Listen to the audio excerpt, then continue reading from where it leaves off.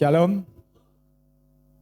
Syukur pada Tuhan kita bisa berkumpul lagi hari ini. Kita sudah memuji Tuhan, saatnya kita merenungkan firman Tuhan. Kita sama-sama konsentrasi saudara ya, supaya tidak ada satupun berkat yang hilang. Hari ini saya akan menyampaikan renungan mengenai baptis. Yang pertama saya sampaikan saudara ya. Pertama bagi yang akan baptis, perhatikan baik-baik. Bagi yang sudah baptis, ya harus merenungkan ulang lagi saudara. Karena setahu saya waktu zamannya papi membaptiskan itu ya nggak pernah kan dikasih pelajaran dulu. Jadi sekalian kita sama-sama belajar. Saudara, baptis itu perlu apa tidak? Nah itu pertanyaan yang pertama. Sakramen pemandian atau baptisan air itu baru dinyatakan pada zaman Yesus ada di bumi ini, yaitu ketika Yohanes Pembaptis membuka jalan, menyiapkan buat Tuhan Yesus untuk mulai melayani. Dia menyiapkan suatu umat yang siap untuk menerima taburan benih sorga. Jadi perlu apa tidak? Nah tentunya perlu, kalau enggak kenapa Yohanes Pembaptis perlu melakukan itu. Tetapi kalau kita pelajari sejak zaman Adam sampai zaman Yohanes Pembaptis yang enggak ada pembaptisan. Yang ada zamannya Abraham, adanya tanda penyunatan. Ya, atau yang menjadi miliknya Tuhan waktu itu perjanjian dengan Abraham harus disunat laki-lakinya. Perempuannya tidak ada tandanya. Tetapi sejak ada Yohanes Pembaptis, ketika dia menyiapkan jalan, menyiapkan suatu umat yang siap menerima Sang Mesias, dilakukanlah itu baru pembaptisan. Jadi apakah perlu? Tentunya perlu. Tetapi apakah itu menjamin keselamatan? Ya tidak. Wong Abraham yang enggak dibaptis. Ya toh? Daud ya tidak dibaptis. Lalu kenapa kok harus dilakukan pada zaman kita saat ini, pada zamannya Yesus sampai dengan saat ini, sampai nanti Yesus datang kembali kedua kali, kenapa itu perlu ada? Apakah lalu kalau nggak dibaptis, lalu nggak selamat? Ya tidak juga. Karena itu saya akan lihatkan satu contoh, orang yang nggak dibaptis tapi selamat. Kita buka Lukas 23, ayat 41 sampai 43. Ini sebuah contoh bahwa tidak dibaptis pun dia selamat. Lukas 23, 41 sampai 43.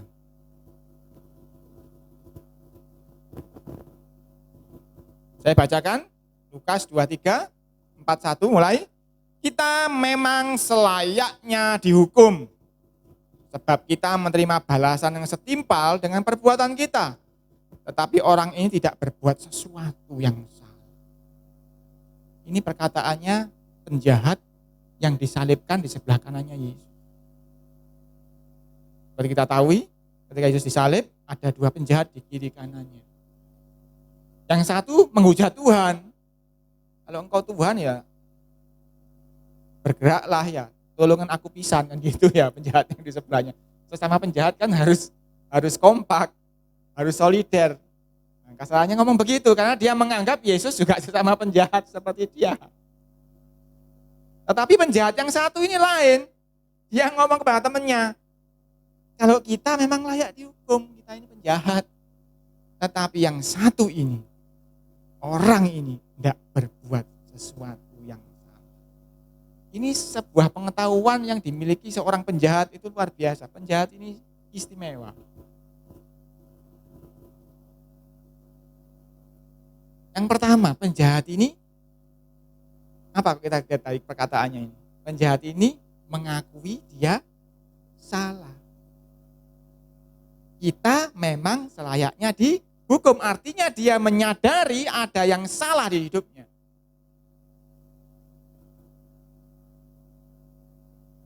Perhatikan, ini nanti akan nyambung sama ayat yang lain lagi. Penjahat yang satu ini menyadari kesalahannya, penjahat yang satunya enggak.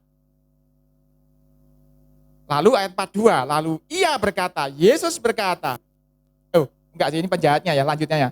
Lalu ia berkata, Yesus, ingatlah akan aku apabila engkau datang sebagai raja. Pernyataan kedua. Yang pertama tadi dia mengakui bahwa dia berdosa, Yesus tidak berdosa.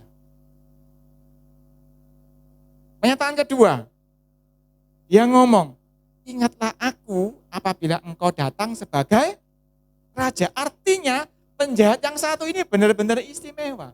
Ada penjahat yang tahu mengenai Mesias. Ketika dia menyatakan bahwa ketika engkau datang sebagai raja, artinya orang ini enggak kosongan. Dia pernah belajar hukum Taurat dengan benar.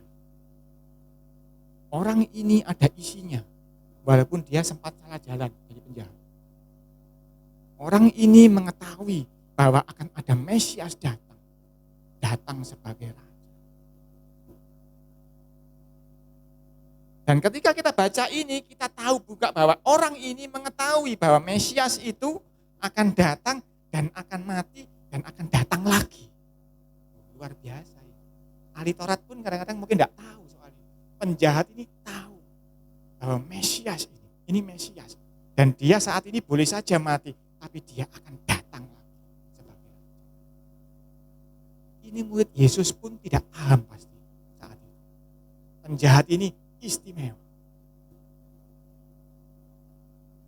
Saya mau tunjukkan kepada saudara bahwa orang ini, ayat 43, kata Yesus kepadanya, aku berkata kepadamu, sesungguhnya hari ini juga engkau akan ada bersama-sama dengan aku di dalam Firdaus. Yesus sendiri yang ngomong bahwa orang ini nanti habis ini mati, tapi hari ini juga akan ketemu Yesus di Firdaus. Artinya pernyataan Yesus sendiri bahwa orang ini selamat. Tapi saya mau tunjukkan tadi kepada saudara bahwa orang ini bukan penjahat biasa. Orang ini penjahat yang punya pengetahuan mengenai Mesias. Orang ini tahu bahwa Yesus akan datang lagi sebagai raja. Artinya orang ini mengakui Yesus Mesias. Artinya orang ini mengakui Yesus sebagai juru selamat dalam hidupnya. Saya mau tunjukkan kepada saudara bahwa inilah contoh orang yang tidak dibaptis tapi selamat. Jadi nanti jangan disamaratakan ya. Oh enggak apa, enggak dibaptis, pokoknya selamat. Kalau engkau seperti penjahat ini, ya selamat. Kan pembaptisan itu kan salah satu syaratnya umur 12 tahun ya. Syarat sipilnya ya. Nah kalau umur 9 mati, apakah selamat? Ya selamat, dia memenuhi kriteria. Dia adalah anak Tuhan. Dia menerima Yesus sebagai juru selamatnya, ya selamat. Ya. Tetapi lalu apakah tidak perlu baptis? Nah nanti kita pelajari hari ini. Kita akan masuk lagi ke Matius 3 ayat 6.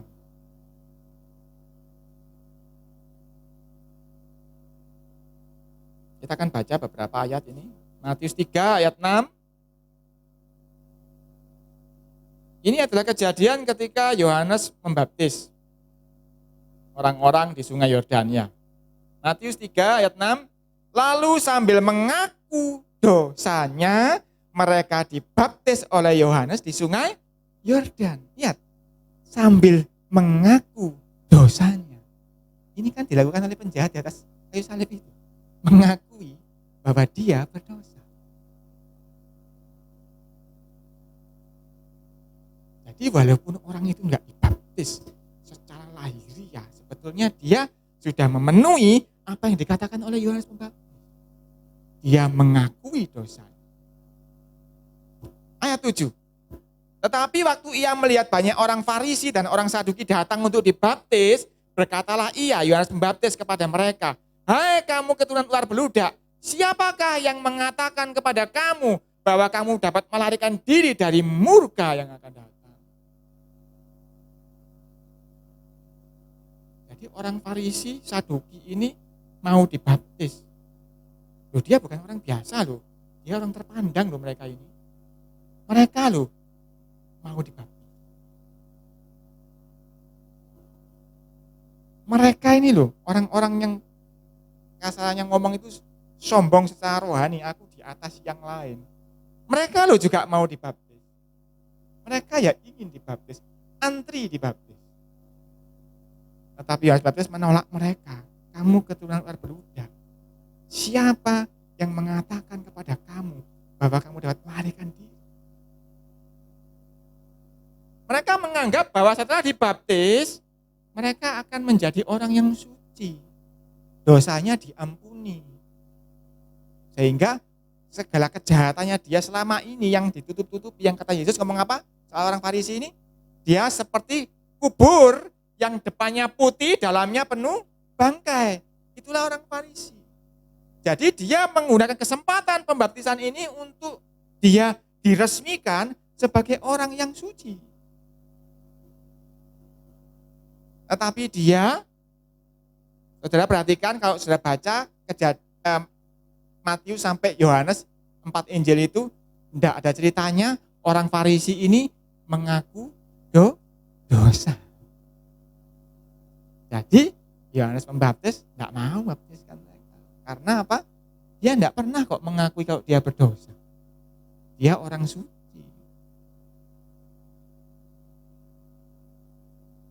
Ayat 8. Jadi hasilkanlah buah yang sesuai dengan pertobatan. Ternyata pengakuan dosa itu tidak saja hanya mulut, bibir ini mengaku. Tidak. Ternyata itu adalah awal dari sebuah pertobatan.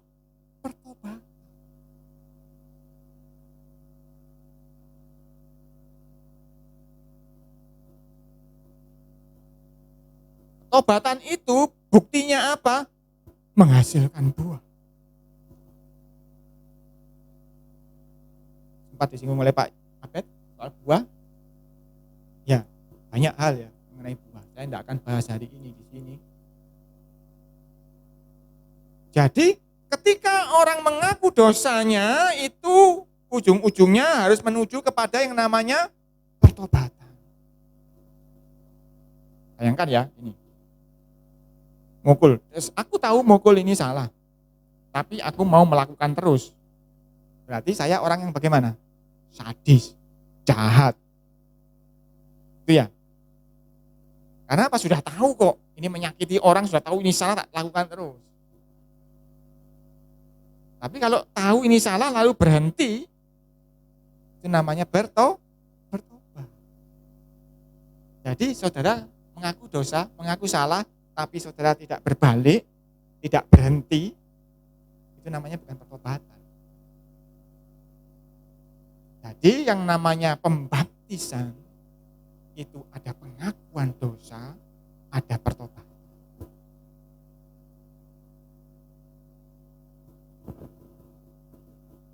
Saudara lihat tadi ketika penjahat di kanan Yesus ngomong, saya salah, layak dihukum. Lalu dia ngomong, ingat aku Tuhan, kalau engkau datang sebagai raja. Dia enggak minta hari ini juga di Taman Firdaus, enggak. Kalau engkau datang sebagai raja, artinya dia sedang menempatkan Yesus sebagai raja, sebagai Mesias. Itulah pertobatannya dia di atas kayu. Sayangnya dia enggak punya kesempatan hidup di hari besoknya. Tetapi di atas kayu salib itu, dia sedang melakukan pertobatannya. Dia kan bisa saja toh berbuat dosa lagi seperti penjahat sebelahnya, lambenya memel bikin dosa. Ya toh kan ketika dia ngomong begitu menghujat Tuhan kan dia bikin dosa lagi penjahat yang satunya. Tapi orang ini sudah stop. Aku sudah tidak mau berbuat dosa lagi di hadapan Sang Mesias. Ayat 9. Dan janganlah mengira bahwa kamu dapat berkata dalam hatimu, Abraham adalah bapak kami. Karena aku berkata kepadamu, Tuhan dapat menjadikan anak-anak bagi Abraham dari batu-batu ini. Yesus ngomong, Tuhan bisa bikin anak bagi Abraham dari batu. Jadi kalau kita bukan dari batu toh, kita bisa jadi anak Abraham, masih lebih baik kan daripada batu. Ayat 10. Kapak sudah tersedia pada akar pohon, dan setiap pohon yang tidak menghasilkan buah yang baik pasti ditebang dan dibuang ke dalam api.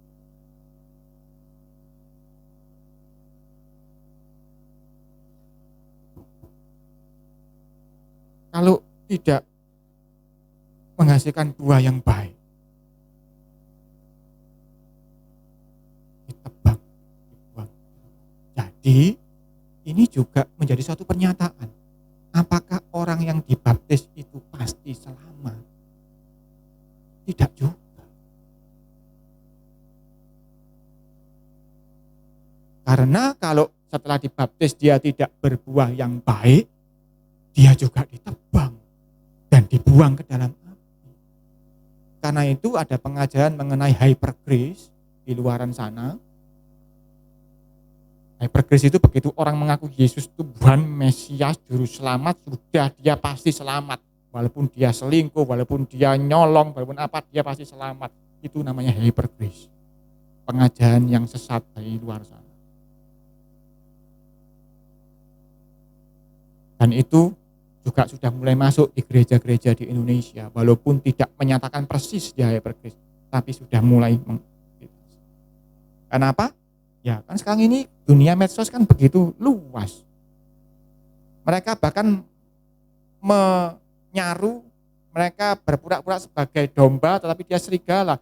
Dia agennya hyper grace, maka dia bikin khotbah yang indah, yang baik, yang kata-katanya luar biasa, tapi di dalamnya dimasukkan pengajaran hyper grace. Jadi hati-hati saudara ya, kalau ada pengajaran yang seperti itu, saudara pergi dari itu, di pengajaran itu. Karena saya juga tidak bisa lagi mengontrol. Saudara mungkin datang minggu di sini, tetapi mungkin melihat YouTube, mendengarkan dari sharingan di WA, saya juga tidak tahu. Tetapi jelas di sini, Anda dibaptis ataupun tidak dibaptis, kalau Anda tidak menghasilkan buah yang baik, kapak sudah tersedia. Jadi belum tentu loh dibaptis itu juga selamat. Terus tambah lapo berbaptis Pak, naik gitu Pak. Lu ngapain kok perlunya dibaptis? Lanjut aja, kita belum sampai ya. Ayat 11. Aku membaptis kamu dengan air sebagai tanda pertobatan. Tetapi ia, Yesus yang datang kemudian daripadaku, lebih berkuasa daripadaku, dan aku tidak layak melepaskan kasutnya. Ia akan membaptis kamu dengan Roh Kudus dan dengan api. Alat penampi sudah di tangannya. Ia akan membersihkan tempat pengirikannya dan mengumpulkan gandumnya ke dalam lumbung. Tetapi debu jerami itu akan dibakarnya dalam api yang tidak terpadam. Jadi ini juga jelas, saudara. Yohanes membaptis dengan air. Tapi berikutnya, Yesus akan membaptis dengan Roh Kudus dan dengan api. Dan kalau Anda hanya seperti sekam kosong hidupnya, akan terbakar di dalam api yang tidak terpadam. Jadi ini suatu pernyataan dari Yohanes Pembaptis bahwa setelah aku baptis pun, habis ini ada yang lebih layak lagi. Dia akan membaptis kamu dengan Roh Kudus dan dengan api. Dan dia yang membaptis dengan Roh Kudus dengan api itu memegang alat penampi untuk membersihkan tempat pengirikannya. Untuk memisahkan mana yang gandum, mana yang lalat. Mana yang ikan yang baik, mana yang ikan yang buruk. Mana yang domba, mana yang kambing. Jadi setelah baptisan air itu ada proses lagi pembaptisan dengan Roh Kudus dan dengan api. Itu nanti Tuhan Yesus sendiri yang berurusan dengan masing-masing pribadi. Ada yang spontan, setelah dibaptis langsung terima karunia Roh Kudus, langsung bermanifestasi, ada. Ada yang tenang-tenang saja, tapi seperti mesin diesel, semakin panas, semakin panas, semakin panas, semakin hot di dalam Tuhan, ada. Ada yang habis terbakar, menyala, dibaptis, penuh urapan, lalu jatuh, ya ada. Tetapi kita masing-masing pribadi harus tahu, ada kapak yang sudah siap-siap. Kalau tidak menghasilkan buah yang baik, buang ke api. Tapi di sini kita tahu bahwa Yohanes Pembaptis ngomong, aku membaptis kamu dengan air sebagai tanda. Ternyata baptisan itu cuma tanda. Dia bukan fasilitas untuk keselamatan, bukan, tetapi sebuah tanda. Saudara tahu, kalau sudah umur 17, saudara akan dikasih tanda. Apa tandanya? Nah, KTP, kartu tanda penduduk. Jadi dengan kartu itu, dengan KTP itu, Anda ditandai bahwa Anda penduduk Republik Indonesia. Lalu ketika umur 9 mati, apakah boleh dimakamkan di Indonesia? Boleh. Apakah dia penduduk? Penduduk. Tapi belum punya tanda. Tapi dia sudah punya nik di dalam kakaknya. Betul kan ya? Walaupun anak bayi pun masuk ke dalam kakak, dia sudah punya nik. Artinya dia penduduk Indonesia, tetapi dia belum punya tanda. Jadi proses pembaptisan dari air dengan air itu adalah sebuah tanda. Tanda apa? Penduduk Indonesia? Bukan, tanda pertobatan. Artinya ketika orang itu datang, Pak, saya tolong dibaptis, dia sedang minta tanda bahwa aku bertobat. Jadi kalau Anda belum siap bertobat, jangan berani minta dibaptis. Kalau Anda masih ragu-ragu bahwa aku bertobat, enggak ya, rasanya enggak dulu deh, aku masih suka begini. Aku nanti aja dibaptis. Karena baptisan itu tanda pertobatan. Lalu kalau enggak dibaptis, apakah boleh enggak bertobat? Ya tetap aja, kapak itu tetap siap. Dibaptis ya dibaptis, kapak itu sudah siap. Kenapa saya ngomong gitu? Orang Farisi itu enggak dibaptis. Kapak itu ya tetap siap untuk dia. Jadi apakah bisa lari dari kapak itu? Enggak bisa. Lalu apa gunanya, Pak? Dibaptis apa enggak? Nah gitu, Pak. Senggenai, Pak. Seriusan. Jangan main-main, jangan mencela-mencela. Nah, saya mau ngomong lagi sekarang soal KTP. Kalau Anda ngelamar kerja, dimintai KTP enggak? Mintai. KTP saya hilang, Pak. Ya sudah, nganggur dulu ya sampai kamu ketemu KTP-mu. Jawabannya gitu nanti HRD-nya. Perlu KTP. Saudara meninggal pun dimakamkan, ditanyai KTP-mu mana? Oh, bukan Surabaya, enggak boleh di sini. Kalau bukan Surabaya di sana makamnya. Ya toh? Meninggal pun mau dikubur, ditanyai KTP-mu mana? Jadi apakah perlu KTP itu? Perlu. Coba Anda sekolah misalnya SDN 1 Surabaya. Anda masuk pakai seragam SD. Dilihat sama satpamnya. Le, sik, le. Adelok sik. Iki SDN Semrowo le, gak ning kene nggone le. Nah, gitu ya. Iya toh? Karena apa? Tandanya bukan SDN yang sana, tapi SDN yang sini. Boleh masuk sana? Enggak boleh, tandanya beda.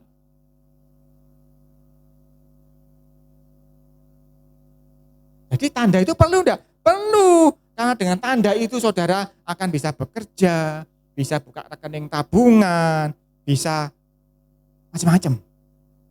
Bisa mengurus ke kelurahan, bisa macam-macam. Bahkan saudara mau menikah pun ditanyai KTP.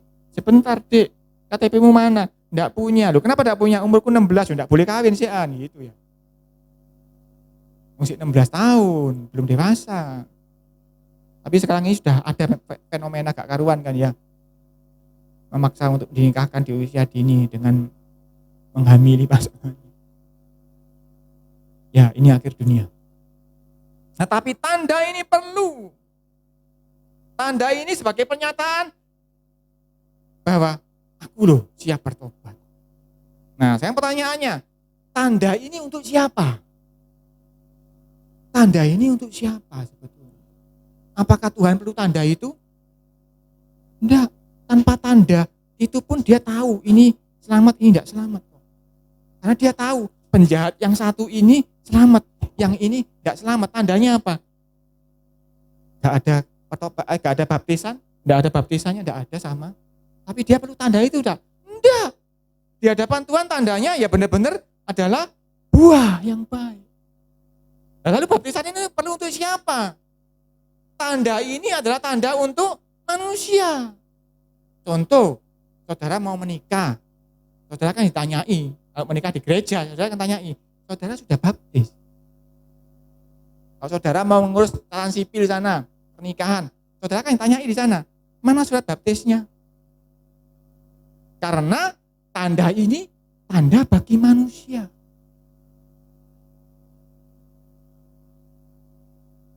Supaya manusia bisa tahu, oh orang ini sudah menjalani pertobatan, jadi Kristen, jadi dia bisa dinikahkan secara Kristen. Jadi tanda ini untuk siapa? Untuk manusia.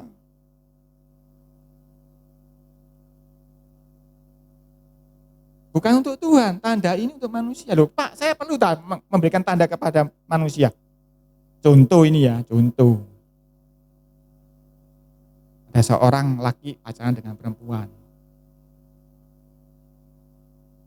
Ada cowok lain deketi cewek itu. Dia datang, ini punyaku, ojo dicedeki ya.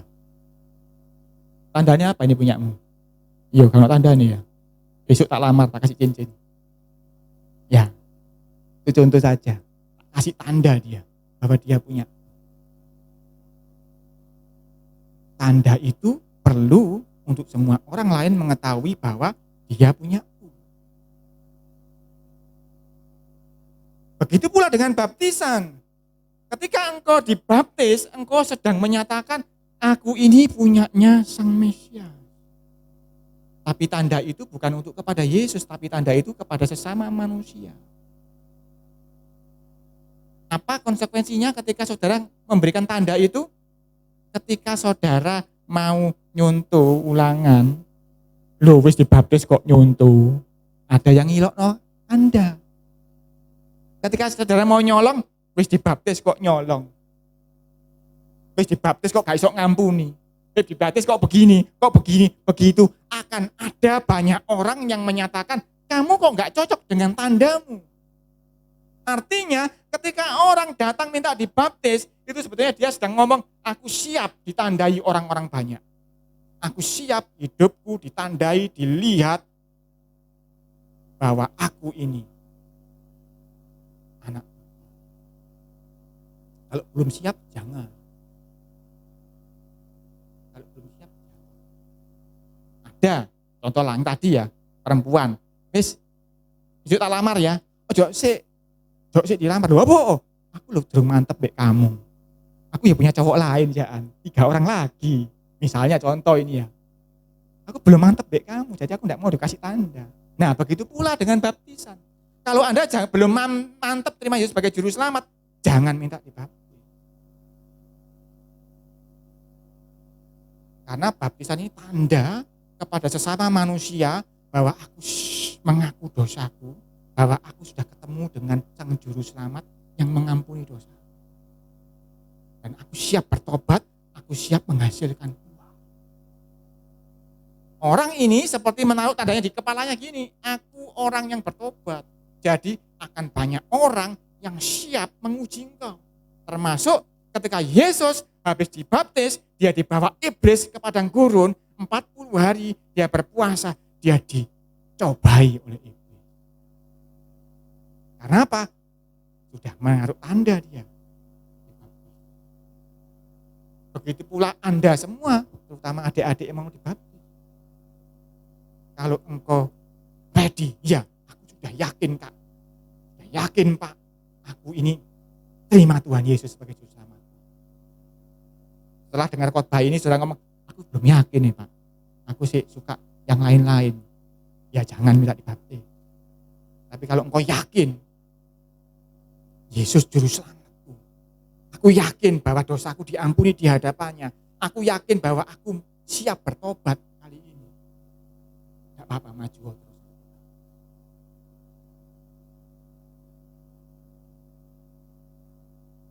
tanda ini selain untuk manusia. Bagi Tuhan sih sebetulnya bukan tanda. Tetapi itu akan membawa engkau akan masuk ke berikutnya. Langkah berikutnya engkau akan dibaptis dengan Roh Kudus dan dengan api. Jadi nanti setelah dibaptis, ada yang goda kamu, entah godaan itu dari siapapun enggak tahu ya, untuk berbuat dosa, kamu harus menang.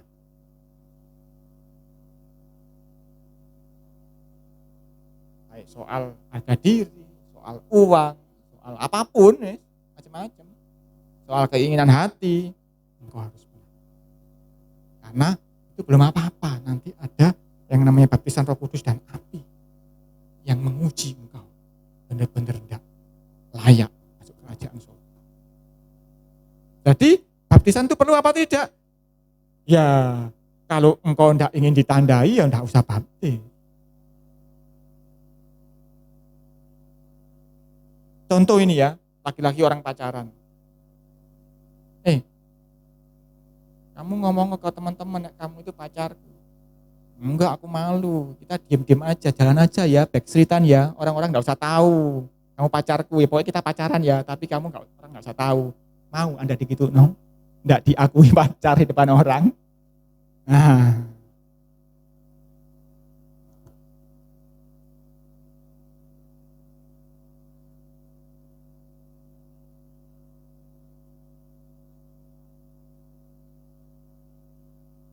kita maju lagi.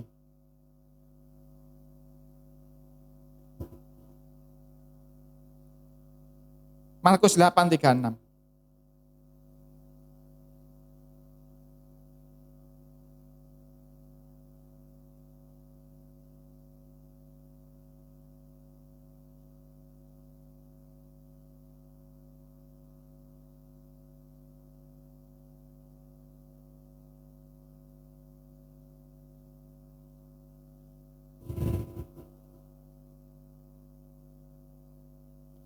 Markus 8:36 saya bacakan.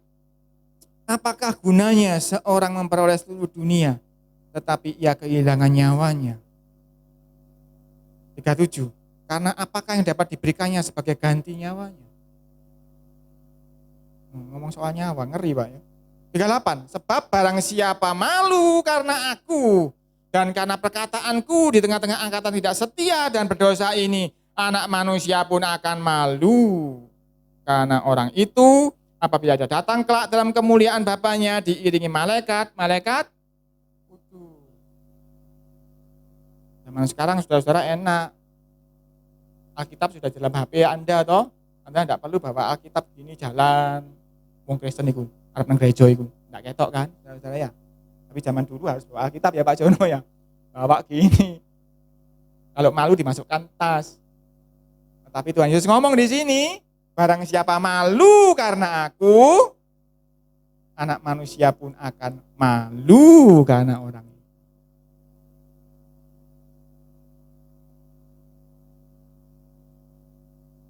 Ada yang malu mengakui Yesus Juru Selamatnya.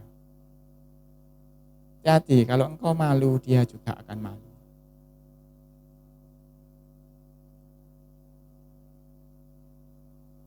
Ketika penghakiman di akhir zaman, ini salah, harus masuk neraka. Aku juru selamatnya harusnya mati buat dia, tapi dia malu, aku ya malu. Diam aja Tuhan Yesus. Tidak ada juru selamatnya masuk ke neraka.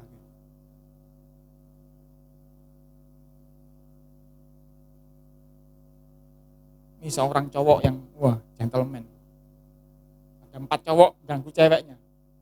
Aku pacarnya, jangan ganggu. Diantemi benjut kabeh, tapi aku enggak malu. Aku enggak takut diantemi. Ceweknya respect, wah kamu pacarku yang setia. Itu kita kira seperti itu ya. Ketika engkau datang untuk dibaptiskan, engkau menerima Yesus Juru Selamatmu. Engkau mengakui Yesus Juru Selamat. Engkau tidak malu mengakui dia. Yesus ya enggak malu mengakui. Jadi baptis itu perlu enggak? Nah, pikir sendiri sekarang. Baptis ini sebuah sarana untuk Anda mengenakan sebuah tanda pertobatan.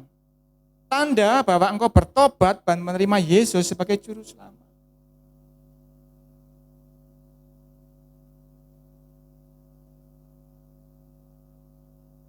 Ada seseorang dari Ethiopia belajar kitab, terus ketemu sama Filipus kalau nggak salah tengah jalan. Dijelaskan soal Mesias, soal Yesus, dia bertobat. Dia akhirnya dibaptis. Dia cari kolam renang? Enggak, itu ada air. Sekarang baptisan aku. Karena dia kepingin segera mengenakan tanda bahwa aku orang yang Islam. Ingat ya cerita itu ya. Lalu Filipus pergi, dibawa lari oleh Roh Kudus. Bayangkan, seorang Filipus dibawa oleh Roh Kudus bukan untuk KKR di depan 1.000-2.000 orang. Dia dibawa Roh Kudus hanya untuk ketemu satu orang yang hatinya rindu dengan Sang Mesias. Akhirnya dia dibaptis. Datang untuk melayani dia. Setelah belajar firman Tuhan, orang itu berapi-api rindu dibaptislah dia saat itu juga. Jadi baptisan ini mau ngomong gimana ya? Baptisan ini ngomong soal hati sebetulnya. Tapi hati tidak bisa cuma hati, harus ada pengertian. Karena itu sebelum dibaptis orang ini diajari dulu firman Tuhan sama Filipus. Begitu pula yang saya saat ini lakukan kepada adik-adik yang mau dibaptis ini. Juga yang sudah dibaptis ya, untuk lebih memahami apa arti baptisan ini. Jadi setelah nanti engkau dibaptis, engkau mengenakan tanda. Dan tanda itu harus sukarela, dengan senang hati, dengan keinginan yang kuat. Bukan dipaksa. Jadi adik-adik, kalau nanti yang dipaksa orang tuanya, ngaku ya, jangan mau ya. Tapi kalau engkau rindu, ya jalan. Sebab habis ini, nanti bapak ibunya, anak-anak ini baptis ini, jangan segan-segan ya. Ingat no ya, kamu dibaptis lu, nggak boleh begini ya. Ingat no ya, karena anak-anak ini sudah siap memegang tanda itu. Jadi bapak ibunya nanti boleh nanti ungkit-ungkit aja, kamu sudah dibaptis lu ya. Nggak boleh, harus hormat sama orang tua, nggak boleh ngomong kasar gitu sama orang tua. Orang tua salah boleh ngomongnya yang baik. Boleh ngomong gitu nanti orang tua. Ingatkan kamu sudah dibaptis, sudah mengenakan tanda aku bertobat. Aku harus menghasilkan buah. Buahnya apa? Macam-macam kan? Minimal ada 9 buah roh itu kan, yang kemarin disampaikan Pak Abel. Jadi baptisan itu salah satunya adalah sebuah pengakuan bahwa aku milik Kristus.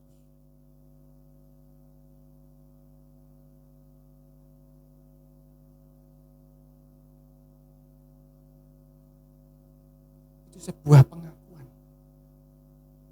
Dan kalau engkau tidak malu mengakui Yesus sebagai Mesias, dia juga tidak malu mengakui. Lanjut 2 Korintus ayat 11.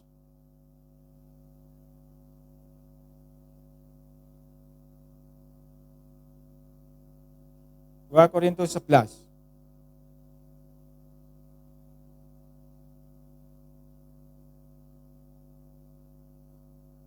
Ayat 2, saya bacakan, sebab aku cemburu kepada kamu dengan cemburu ilahi. Ini Rasul Paulus ngomong kepada jemaat di Korintus.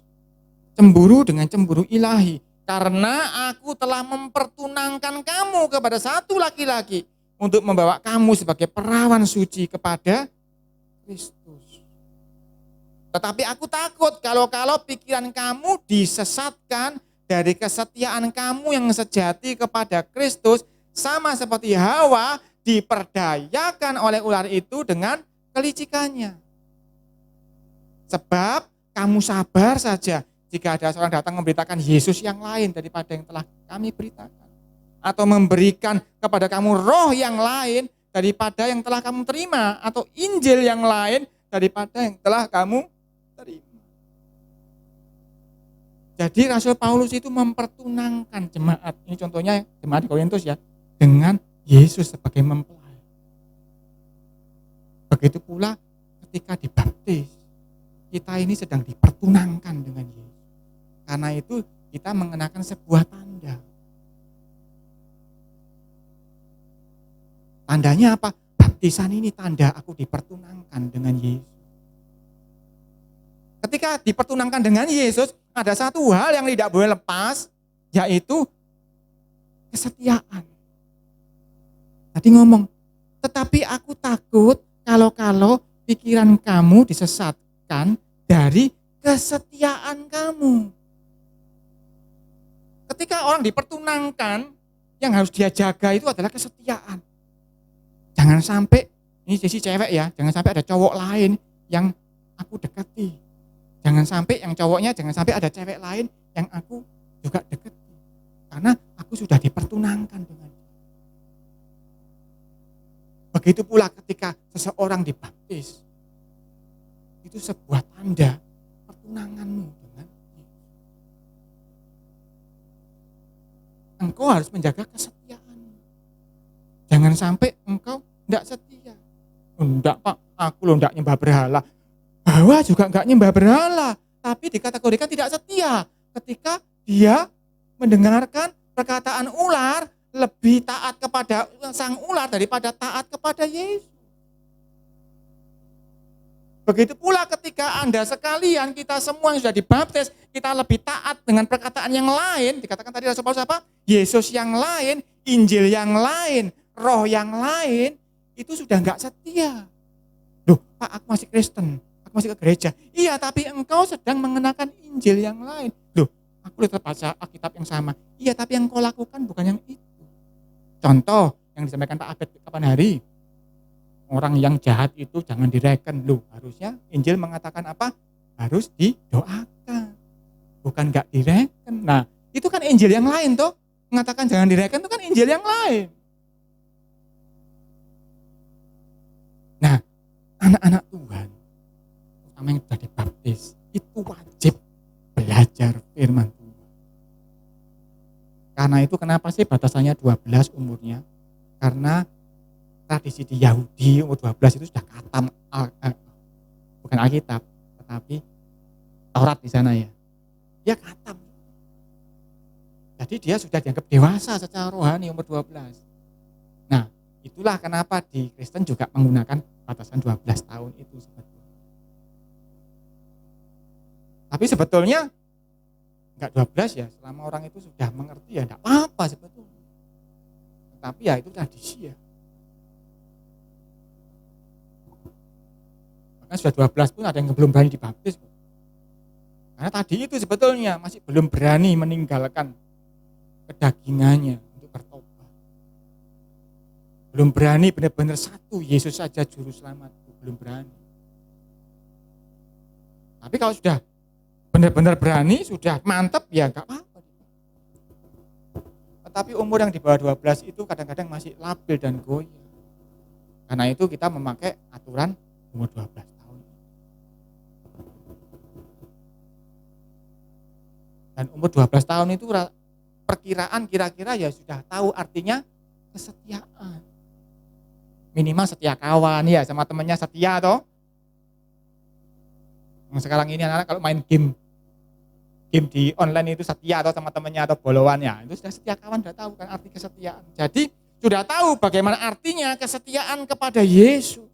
Supaya jangan sampai ditipu oleh kelicikan ular seperti Hawa. Caranya bagaimana? Ya belajar firman Tuhan supaya bisa membedakan mana yang baik, mana yang berkenan kepada Tuhan, dan mana yang tipuan.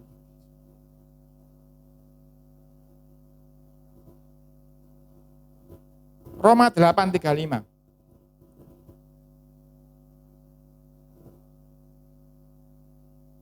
Roma 8:35. Saya bacakan, siapakah yang akan memisahkan kita dari kasih Kristus? Penindasan, atau kesesakan, atau penganiayaan, atau kelaparan, atau ketelanjangan, atau bahaya, atau pedang. Roma 8:35. 36, seperti ada tertulis, oleh karena engkau kami ada dalam bahaya maut sepanjang hari. Kami telah dianggap sebagai domba-domba sembelian. 37, tetapi dalam semuanya itu kita lebih daripada orang-orang yang menang oleh Dia yang telah mengasihi kita. 38, Sebab aku yakin bahwa baik maut maupun hidup, baik malaikat-malaikat maupun pemerintah-pemerintah, baik yang ada sekarang maupun yang akan datang, atau kuasa-kuasa, baik yang di atas maupun yang di bawah, ataupun sesuatu makhluk lain, tidak akan dapat memisahkan kita dari kasih Tuhan yang ada di dalam Kristus Yesus Tuhan. Ketika engkau menerima Yesus sebagai juru selamat, tidak ada satupun kuasa ataupun makhluk lain yang bisa memisahkan engkau dengan Yesus. Apakah berarti pasti selamat lalu? Enggak, dulu siapa Pak? Katanya enggak bisa dipisahkan. Tidak ada satupun kuasa ataupun yang lain. Ada enggak bisa pisahkan? Ada. Apa itu? Anda sendiri. Ketika Anda menyangkal Yesus, Anda sendiri yang memisahkan dirimu dengan Dia. Tetapi Yesus itu panjang sabar. Jadi ketika Petrus menyangkal 3 kali, dia masih bisa kembali kepada Yesus. Selama masih ada umur panjang. Kalau seperti penjahat di kayu salib itu, kalau dia nyangkal, ya bablas wis, hilang Firdaus, dihapus. Tetapi setiap kali engkau masih bisa minta pengampunan Tuhan, mengakui dosa, ya sih bisa. Jadi saudara enggak bisa. Kamu sudah dibaptis kok berbuat gini, iku koncoku. Bapak Ibu, ingat ayat ini ya. Tidak ada satupun kuasa di bawah, di atas, atau makhluk lain termasuk koncone yang bisa memisahkan dia. Enggak boleh alasan. Setelah dibaptis, terus masih berbuat dosa, diingatkan orang tuanya, enggak boleh alasan koncoku loh sengaja, enggak ada. Sebab tidak ada satupun yang memisahkan engkau dengan kasih Kristus. Engkau sendiri yang meninggalkan dia. Bisa.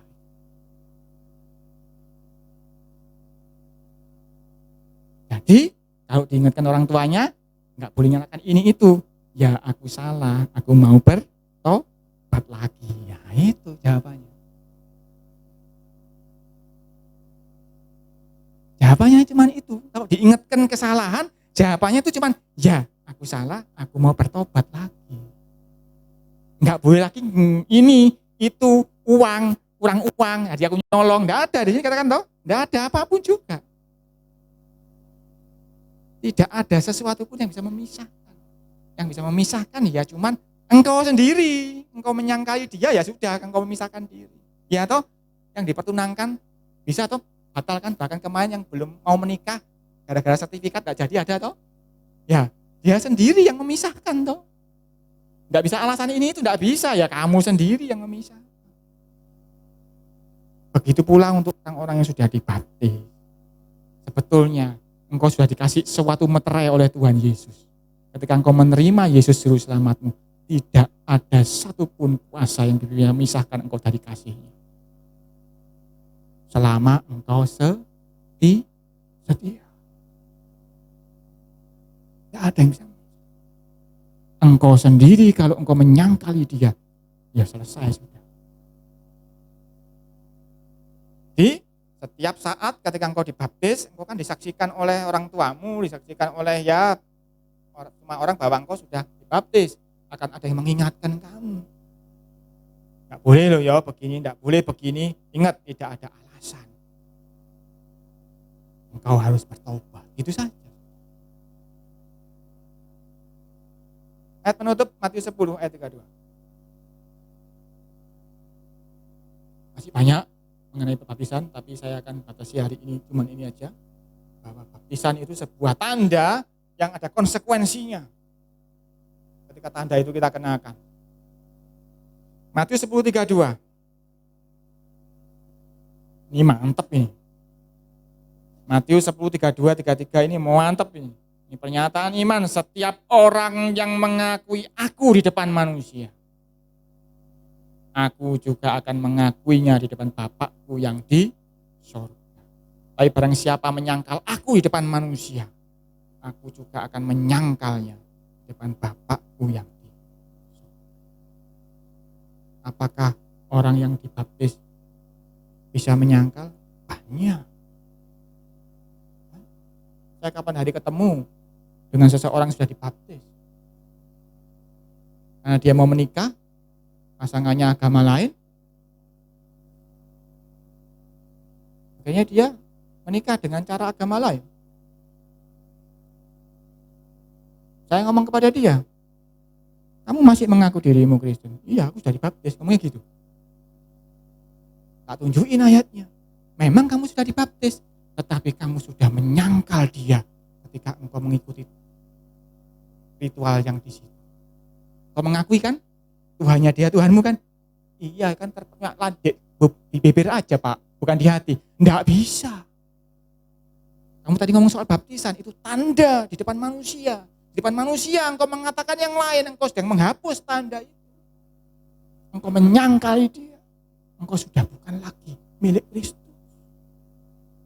Kecuali engkau bertobat mengakui kesalahanmu itu. Engkau kembali jadi milik Kristus. Sebab Kristus masih punya engkau umur panjang, masih menerima pertobatan.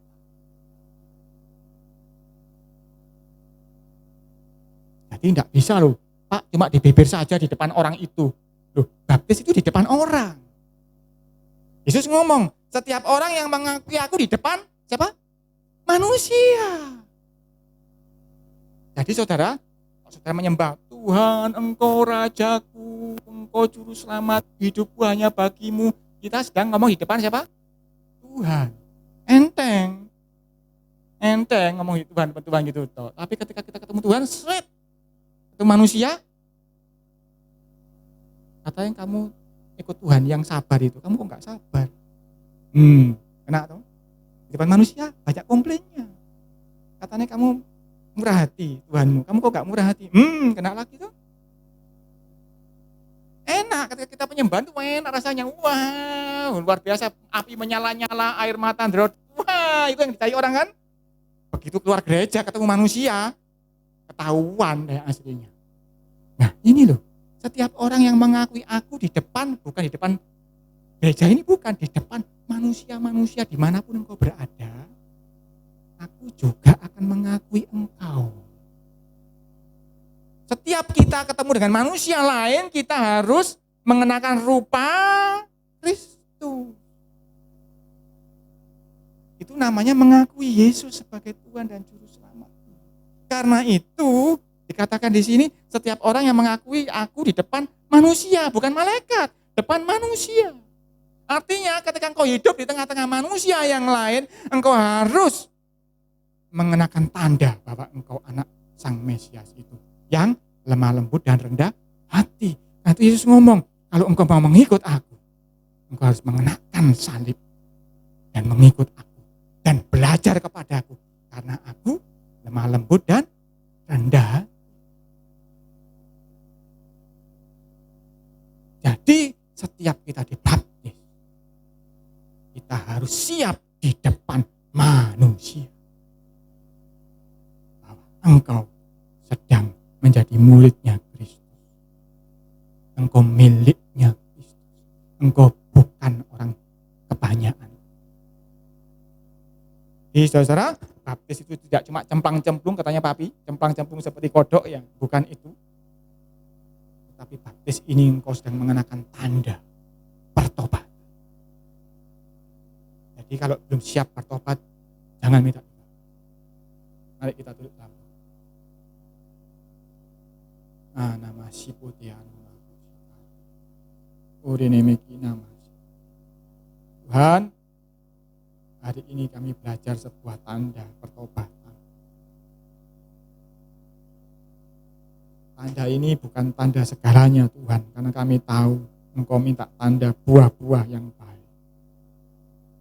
Tetapi tanda ini menjadi suatu pengingat buat kami masing-masing pribadi yang akan dibaptis maupun yang sudah dibaptis. Bahwa kami ini mengenakan tanda yang khusus. Tanda pertobatan, kami sudah meninggalkan hidup kami yang lama, mengenakan hidup yang baru. Tuhan, kami tahu bahwa baptis ini bukan sekedar sebuah surat, selembar surat baptis. Tetapi kami tahu ini sebuah tanda yang kami kenakan di depan manusia. bahwa kami harus mencerminkan, harus menunjukkan bahwa hidup kami sebagai murid-Mu ya Tuhan. Supaya kami mengenakan rupa yang baru, melepaskan yang lama. Kami mengenakan kesabaran, mengenakan kasih mesra, mengenakan penguasaan diri, dan sebagainya. Tuhan, mungkin ada beberapa yang belum tahu hal ini walaupun sudah dibaptis. Tetapi hari ini kami tahu bahwa kami sudah mengenakan sebuah tanda.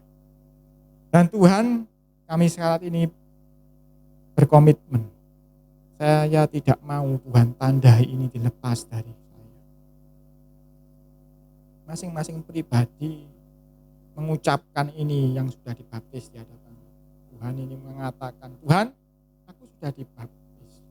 Aku sudah mengenakan tanda ini dan aku tidak mau lepas dari tanda ini. Bagi yang akan dibaptis, mantapkan dirimu. Tuhan, aku benar-benar ingin ditandai sebagai milik-Mu. Dan aku siap maju ke langkah-langkah berikutnya. Bahkan untuk dibaptis dengan Roh Kudus maupun baptisan air. Tuhan, semua yang disampaikan ini, biarlah memberikan kami kekuatan baru. Menyegarkan ingatan kami, bahwa kami ini milik-Mu Tuhan. Mengenakan tanda yang istimewa ini Tuhan. Bahkan tanda yang tidak dimiliki oleh Abraham waktu itu. Tanda yang istimewa, tanda yang hanya diberikan setelah Engkau turun di bumi ini Tuhan. Suatu tanda kehormatan yang boleh kami punyai ya Bapak. Karena itu Tuhan, setiap hamba-hamba-Mu di sini yang sudah dibaptis, Engkau berikan kuasa untuk menyatakan tanda ini kepada manusia-manusia di sekitarnya. Yang akan dibaptis, Engkau berikan pengertian yang dalam mengenai hal ini. Supaya paham apa itu baptisan. Hamba-Mu sudah selesai bicara, Roh-Mu akan terus memberikan pengertian yang baru. Supaya kami semakin menyenangkan hati-Mu. Di dalam nama Yesus, haleluya. Amin. Tuhan Yesus memberkati.